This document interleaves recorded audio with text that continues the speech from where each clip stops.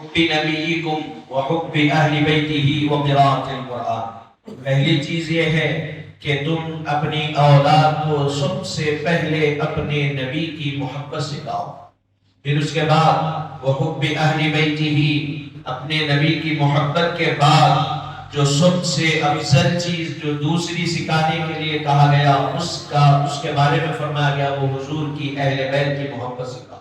پھر اس کے بعد ارشاد فرمایا گیا وقراءۃ القرآن، پھر قرآن کی تعلیم دو، قرآن پڑھنا سکھاؤ۔ حاضرین محترم، ذرا ہم ہمارے معاشرے پہ اور ہماری تربیت پر غور کر کے اس حدیث مبارکہ کو ہم اپنے سامنے رکھیں کہ ہم اپنی اولاد کی تربیت ان اصولوں پر کر رہے ہیں کہ نہیں کر رہے ہیں۔ میں آپ کو مثال دیتا ہوں کہ اگر آپ کے ہمارے بچے اسکول کو جاتے ہیں پڑھنے کے لیے، جب پڑھنے کے لیے اسکول کو جاتے ہیں تو جس کلاس کے وہ اہل رہتے ہیں ان کا داخلہ اسی کلاس میں ہوتا، اور پھر اس کلاس کے اعتبار سے سلیبس بنایا جاتا ہے، اسی جماعت کے اعتبار سے، ان کے ذہن کے اعتبار سے سلیبس اور ساری چیزیں بنائی جاتی ہیں۔ مثال کے طور پہ آپ دیکھتے ہیں کہ دنیاوی تعلیم ہے، پہلی جماعت سے 10ویں جماعت تک پورا سلیبس مقرر ہے کہ پہلی کلاس میں یہ پڑھایا جائے گا، دوسری میں یہ، تیسری میں یہ، چوتھی، پانچویں، اسی طرح 10ویں جماعت تک، پھر اس کے بعد 11، 12، پھر اس کے بعد پوری تعلیم ختم ہونے تک پورا ایک نظام ہو چکا، ایک مقرر ہے کہ اس میں یہ پڑھایا جائے گا، اس میں یہ پڑھایا جائے گا، اس جماعت میں، اس سال میں یہ پڑھایا جائے گا۔ ہم ذرا خیال کریے، بچے کا آغاز ہو رہا، بچہ پہلی جماعت میں ہے، اس کو 5ویں جماعت کی تعلیم دیے تو بچہ کامیاب ہوتا ہے ایگزام میں؟ نہیں ہوتا۔ بچہ 5ویں کلاس میں ہے، اس طالب علم کو جو 5ویں جماعت میں ہے اس کو پہلی جماعت کا پڑھایا جائے تو بچہ کامیاب ہوتا؟ نہیں ہوتا، نہیں ہوتا نا کامیاب۔ تو جس جماعت میں ہے اس کے مطابق اس کو علم دینا پڑے گا۔ تو یہ اصول ہے دنیا کا کہ جس جماعت میں ہے، جس جگہ پر ہے، اس جماعت کے حساب سے اس کو علم دیا جائے تو وہ کامیاب بھی ہوتا ہے، پھر اس کے بعد اس کو صحیح طریقے سے علم بھی حاصل ہوتا۔ اور یہ ہر چیز میں یہی ہے، آرٹیفیشل AI کا زمانہ ہے۔ اگر آپ کمپیوٹر میں جو کمپیوٹر کی پروگرامنگ ہوتی ہے، اگر آپ اس کو ڈسٹرب کر دیں تو صحیح نتیجہ باہر آتا ہے؟ نہیں آتا، نہیں آتا نا۔ تو یہ دنیا کے معاملات میں اگر آپ ڈسٹرب کر دیں تو صحیح نتیجہ باہر نہیں آتا۔ اور جس کی خبر مخبر اعظم صلی اللہ علیہ وسلم جس طرف اشارہ فرما رہے ہیں کہ اپنی اولاد کی تربیت 3 چیزوں پر کرو، اور وہ سب سے پہلی چیز جو حضور نے ارشاد فرمائی وہ اپنی محبت کے بارے میں فرمائی۔ ہم کیا کر رہے ہیں؟ تیسری چیز کو پہلے کر رہے ہیں اور پہلی اور دوسری چیز کو بعد میں کر رہے ہیں۔ پھر اس کے بعد جب بچہ بڑا ہو جاتا ہے تو ہم یہ روتے ہیں کہ ہمارا بچہ صحیح تربیت نہیں پایا، ہمارا بچہ جس طریقے پر جانا چاہ نہیں گیا۔ کیوں نہیں گیا؟ اس کی وجہ یہ ہے کہ آپ تربیت سے نہیں فرمائے۔ جو حضور نے اصول بتایا، کیا اصول بتایا؟ کہ پہلی، سب سے پہلی چیز جب بچہ بولنے لگے، جب بچہ بڑا ہو، سمجھ بوجھ پیدا ہو، تو ہم کیا خیال کرتے ہیں؟ جیسا ہم دنیا کے علم حاصل کرانے کے لیے، دنیا کے علم سے آراستہ کرنے کے لیے بہترین اسکول کا انتظام کرتے ہیں تاکہ بچہ وہاں جائے تو بیسک چیزوں کی نالج اس کو ہو۔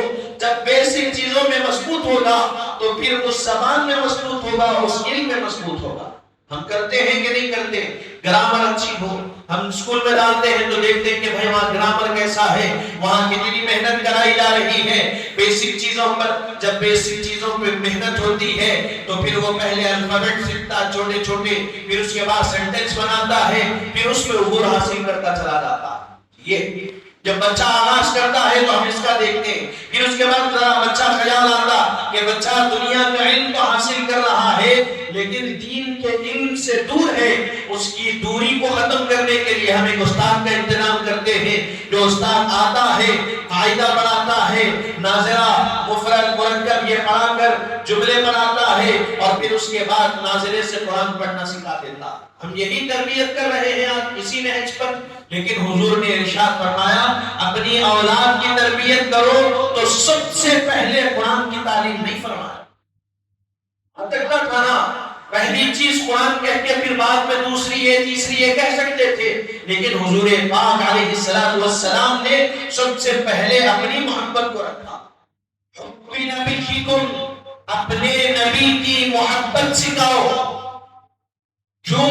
اس لیے کہ قرآن تو سبوں کے پاس ہوگا۔ اب یہ قرآن ہے رکھا ہوا، یہ کسی کو قرآن دے دے اور کہیں کہ اپنے سینے سے لگا کے رکھو، تم پریشانیوں سے نہیں آئیں گے، لوگ لگا کے رکھتے، لگاتے نہیں لگاتے۔ ضروری نہیں ہے ہر قرآن کا ہاتھ میں لینے والا صحیح راستے پر ہو، کیونکہ قرآن میں خود ارشاد فرمایا گیا یضل بہ کثیرا ویہدی بہ کثیرا۔ قرآن ایسی کتاب ہے جس سے بہت سے لوگ ہدایت بھی پائے اور بہت سے لوگ گمراہ بھی ہوئے۔ تو جس کے ہاتھ میں قرآن ہے یہ دعویٰ نہیں کر سکتے کہ وہ ہدایت پر ہے یا نہیں ہے۔ جو قرآن پڑھنے والا ہے قرآن کے پڑھنے کو لے کر یہ نہیں کہہ سکتے کہ یہ قرآن پڑھ رہا ہے میں آگے ہدایت یافتہ۔ آپ اٹھا کر دیکھیے، پڑھیے، آپ سے زیادہ یہود قرآن کو پڑھتے ہیں، آپ سے زیادہ سائنٹسٹ قرآن کو پڑھتے ہیں، آپ جتنا حدیث کو پڑھتے ہیں آپ سے زیادہ سائنٹسٹ حدیثوں کو پڑھتے ہیں۔ تو کیا یہ کہیں گے کہ وہ قرآن پڑھ رہا ہے، وہ حدیث پڑھ رہا ہے تو گویا وہ ہدایت پر ہے؟ ہم کہیں گے نہیں کہہ سکتے، کیونکہ جب تک وہ ہدایت پر نہیں آئے گا ہدایت پر ہوگا ہم نہیں کہہ سکتے۔ تو قرآن اور حدیث سے ہدایت تک ملے گی۔ ارشاد فرمایا قرآن کو پڑھا جائے، ساتھ میں رسول اللہ کی زندگی سے اس کو متعارف کرایا جائے، تب اس کو ہدایت ملے گی۔ کہ قرآن پڑھ لینا ہدایت کا ذریعہ نہیں ہے، قرآن پڑھنے کے ساتھ ساتھ صاحب قرآن کی زندگی کو دیکھنا کہ اس قرآن کے مطابق جو رسول اللہ نے عمل کیا، پھر رسول اللہ نے صرف پہلے اپنی محبت نہیں، پھر اس کے بعد ارشاد فرمایا وَحُبِّ أَهْلِ بَيْتِهِ، میری محبت کے بعد میرے اہل بیت کی محبت سکھاؤ۔ اس لیے کہ پہلے مجھ میں قرآن تلاش کرو، میری اہل بیت میں قرآن کو دیکھو، قرآن کی تعلیمات کو دیکھو، پھر اس کے بعد تیسرے نمبر پر قرآن پڑھو، اب تم کامیاب ہو۔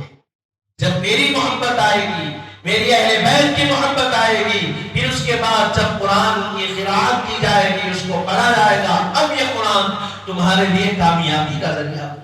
اور یہاں حدیث مبارکہ میں صرف جو جملہ بیان کیا گیا ہے وہ اتقوا کا جملہ بیان کیا گیا، کیونکہ ایسا نہیں ہے ایک ہوتا ہے علم دینا، ایک یہاں پر اتقوا کے بجائے علموا کا جملہ بھی آ سکتا تھا، علم دو، سکھاؤ۔ علم دینا مطلب سکھانا، کوئی آپ کو کچھ آپ کسی سے کچھ سنے سیکھے وہ علم ہوا، لیکن اتقوا کا مطلب کیا ہے؟ اتقوا کا مطلب صرف علم دے دینا نہیں ہے، اس کو سکھا دینا نہیں ہے، سکھانے کے بعد اس کو عمل کرانا بھی ہے۔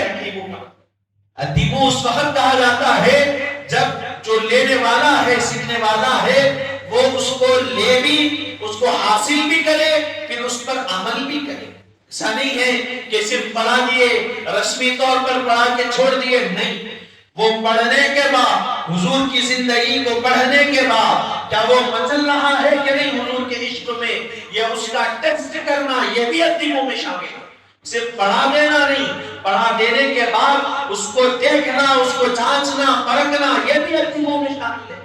تو حاضرین محترم، آپ دیکھیے کہ تربیت کا جب نظام قائم کیا گیا تو حضور کریم علیہ السلام نے سب سے پہلے اپنی محبت کو، اس لیے کہ انسان کو محبت کس بنیاد پر ہوتی ہے؟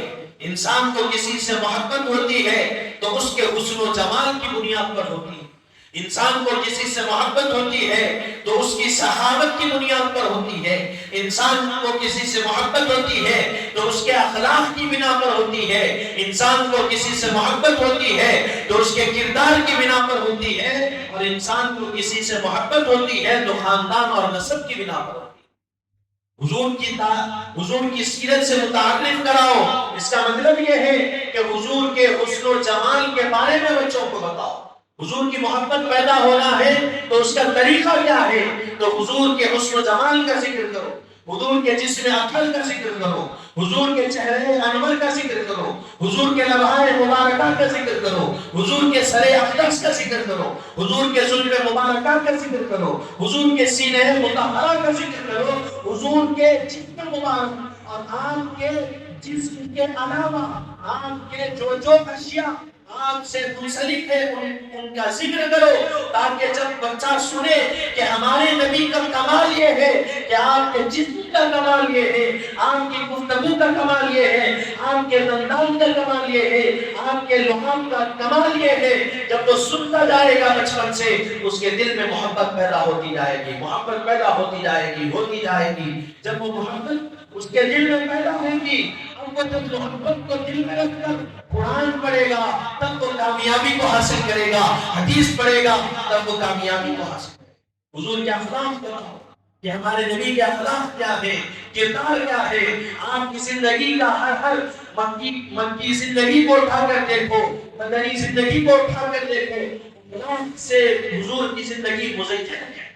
ہر لمحہ، ہر دن ایک نیا واقعہ، پھر حضور اس واقعے کو اس انداز کے ساتھ پیش آتے اور کرنے والوں کے ساتھ اور کیا رویہ کیا برتاؤ کرتے ان کے ساتھ۔ حضور کے اخلاق کردار جب پیدا ہوں گے تو جب وہ زندگی کے مرحلوں میں آگے بڑھے گا تو ہر مرحلے پر حضور کی زندگی اس کے لیے مشعل راہ بنے۔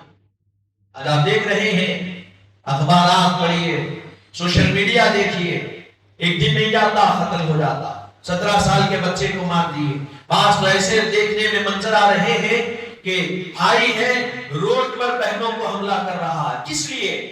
زمینوں کے لیے، جائیدادوں کے لیے۔ یہ کیوں ہو رہا؟ تربیت کی کمی اور دنیا کی محبت دل میں رچ بس ڈالنے کی وجہ سے یہ ہو رہا۔ آپ سوچئے کہ کوئی بھائی بہن کو روڈ پر مار رہا، اپنے بھائیوں کو روڈ پر حملہ کر رہا، سگے ہیں، ایک ہی باپ کی اولاد ہے۔ آپ بتائیے کیا کہیں ایسا بھی ہو سکتا ہے کہ کوئی چھوٹی سی زمین کے لیے، تھوڑے سے پیسے کے لیے اپنے سگے رشتوں سے لڑا جائے؟ حضور کی سیرت اور صحابہ کی سیرت تو ہم کو یہ پیغام دے رہی ہے کہ صحابہ وہ ہیں جنہوں نے اپنی جائیدادیں، اپنا مال، اپنی دولت، اپنی بیوی بچے سب کچھ حضور کے لیے قربان کیے، مکے میں اور مدینے میں حضور کے ساتھ آ گئے۔ ہجرت کیے تو کیا بھی تھا صحابہ کے پاس؟ سب کچھ چھوڑ دیے، کوئی چیز لے کر نہیں آئے، سب اپنے رشتہ داروں کے حوالے کر دیے، مشرکین کے حوالے کر دیے۔ کہا کہ یہ دولت، یہ شہرت، یہ تمام عیش و آرام کی چیزیں تم کو مبارک ہو، تم کو نبی کی سنت مبارک۔ اور آج ہم کیا کر رہے ہیں؟ کس کے لیے؟ کتنی زمین ہوگی؟ 100 گز، 200 گز، 400 گز، لیکن آخر جو آپ کو جانا ہے وہ تو 2 گز زمین میں جانا۔ وہ 400 گز اگر زمین ہے، وہ 400 گز زمین آپ ساتھ لے کر جانے والے نہیں ہیں۔ اسی لیے فرمایا گیا کہ دیکھو اللہ نے عقل دی، فہم دی، دنیا پر نظر ڈالو، بڑے بڑے حکمران گزرے، گولکنڈہ قلعہ جاؤ کتنا بڑا ہے، قلی قطب شاہ، ابراہیم قطب شاہ، محمد قلی قطب شاہ بنائے، اس میں سلطنت کی آج ویران ہے، کیا وہ لے کر گئے اپنے ساتھ؟ گیروں کی منڈی تاریخ میں آپ پڑھیے کہا جاتا تھا، کون سی چیز وہ اپنے کفن میں لے کر گئے؟ 4 مینار بنائے محمد قلی قطب شاہ، کیا لے کر گئے ساتھ؟ مکہ مسجد کی تعمیر کرائے، کیا ساتھ لے گئے؟ نظام کو دیکھیے، 100 محلہ پہلے، فلک نما پہلے، سب کچھ بنائے، لیکن کیا ساتھ لے کر گئے؟ کیا کوئی زمین کا ٹکڑا ساتھ لے گئے؟ کیا جائیدادیں ساتھ لے کر گئے؟ سونے کا ذخائر تھا کیا وہ ساتھ لے کر گئے؟ کوئی چیز ساتھ لے کر نہیں گئے، عمل ساتھ لے کر گئے، نیک اعمال ساتھ لے کر گئے، کردار ساتھ لے کر گئے، اور جو لوگوں کی مدد کی ہے وہ ساتھ لے کر گئے۔ اب آپ سوچئے، آپ دنیا سے جا رہے ہیں اس حال میں کہ آپ کا بھائی آپ سے ناراض ہے، اس حال میں کہ آپ کی بہن آپ سے ناراض ہے، آپ کے ماں باپ آپ سے ناراض ہے، آپ کے بیوی بچے آپ سے ناراض ہے، تو کیا خبر کے کیا سوال و جواب، کیا خبر کا سوال و جواب دیں گے؟ کیا اللہ تبارک و تعالیٰ کے سامنے آپ پیش آئیں گے؟ قتل کر رہے ہیں نہ حق کسی کا۔ حضور کریم علیہ السلام نے ارشاد فرمایا کہ کوئی مسلمان کسی کافر کا اگر ناحق قتل کر دے تو اس کو جنت کی خوشبو تک سننے کو میسر نہیں ہوگا، جنت کی خوشبو بھی سننے کو میسر نہیں ہوگا۔ اور کس کا؟ کوئی مسلمان کسی کافر کا قتل کرے ناحق تو جنت کی خوشبو اس کو نصیب نہیں ہوگی۔ اور جنت کی خوشبو کے بارے میں حضور خود ارشاد فرماتے ہیں، جنت کی خوشبو کوئی عطر کی طرح نہیں ہے، لگائے تھوڑی دیر آئی چلے گئے، نہیں، 40 سال کی مسافت کی دوری پر ہو ہم، ہمارے سے جنت اتنی دور ہے کہ ہم چلتے چلے جائیں تو 40 سال میں ہم جنت میں پہنچیں گے، تو اتنی دور تک جنت کی خوشبو آتی ہے، اتنی دور تک خوشبو آتی ہے۔ فرمایا اگر کوئی ناحق قتل کر دے تو اس خوشبو سے محروم ہے، تو کسی کافر کا قتل کرے تو محروم ہے، تو سوچو اگر کسی مسلمان کا قتل کرے تو کیا اس کے ساتھ معاملہ ہوگا، کیا اس کے ساتھ عذاب ہوگا۔ حاضرین محترم غور کریں، سوچیں، عقل کے ناخن لیں، اور یہ ٹھیک ہے جو لوگ خراب ہو گئے وہ تو ہو گئے، لیکن آپ اور ہم اپنی آنے والی نسلوں کی وہ تربیت صحیح کرے کہ تاکہ جب وہ بڑے ہوں، جب وہ علم دنیا کے علوم کو حاصل کرنے کے لیے نکلے تو یہ سارے معاملات جب ان کے سامنے آئے تو ان ساری چیزوں کو چھوڑے اور سب سے زیادہ ترجیح حضور کی سیرت کو، جب پڑھیں گے تب ہوگا، جب متعارف کرائیں گے تب ہوگا، ورنہ آپ یقین مانیے جتنے کالجز ہیں آپ جا کر دیکھیے ہمارے نوجوان بچے بچیوں کا کیا حال ہے کالجز میں۔ میرے بھائیاں کالجز کے لیکچررز ہیں، اور جب کہتے ہیں آپ کہ یہ حال ہے، یہ ماحول ہے، تو سننے کے بعد قلب اور ذہن فکر مند ہو جاتا ہے کہ آخر مسلمان ہی ہے اور یہ کیسے یہ کردار کے اخلاق ہمارے بن چکے ہیں، ہمارے لباس کا انداز، ہمارے رہنے سہنے کا انداز اور ہمارے سارے معاملات کیوں ہم ایسا، کیوں ہم غیروں کے طریقوں کو اپنا رہے ہیں؟ اس لیے کہ ہم اپنوں کی زندگی کو جانے ہی نہیں، اس لیے ہم غیروں کو اپنا رہے ہیں۔ ہماری نسلیں حضور کی زندگی سے متعلق بھی نہیں ہے، اسی لیے وہ چاہتی ہے غیروں کے طریقے کو اپنا لیتی ہے۔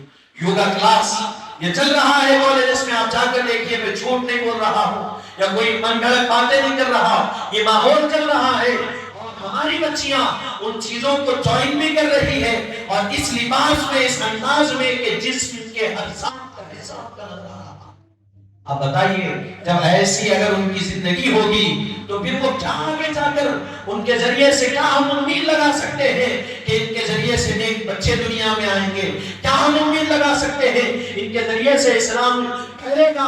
ان کے ذریعے سے جو نسل پیدا ہوگی وہ دین کا قدر رکھنے والی پیدا، جن میں خود دین نہیں ہے ان کے ذریعے سے کیا دین کا قدر رکھنے والی قوم پیدا ہوگی۔